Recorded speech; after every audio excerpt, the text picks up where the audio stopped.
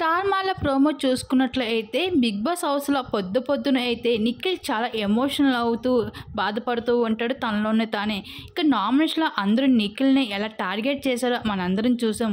అయితే ఇప్పుడు తను అయితే ఫుల్గా డిప్రెషన్ అయిపోయాడని చెప్పుకోవచ్చు. వీకెండ్లో ఎంత హుషారుగా ఉన్నాడో ఆ హుషారు అంతా పోయింది నిఖిల్కి.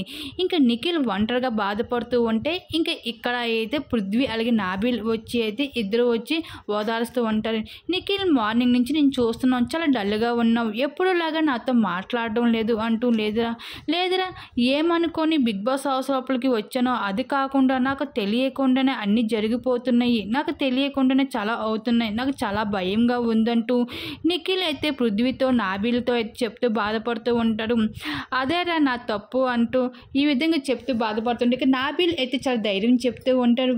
నిఖిల్ నువ్వు ఏం చేస్తున్నావో ఏం చేయలేదో జనాలు చూస్తున్నారు, నువ్వు జనాలు నిన్ను చూస్తున్నారు కాబట్టి ఇప్పటి వరకు నువ్వు బిగ్ బాస్ హౌస్లో ఉన్నావు, నువ్వు ఎలాంటి ఆలోచనలో కూడా నీ మైండ్లో పెట్టుకోక అంటే ఈ విధంగా అయితే నాబిల్ అయితే చాలా ధైర్యం చెప్తూ ఉంటాడు నిఖిల్కి.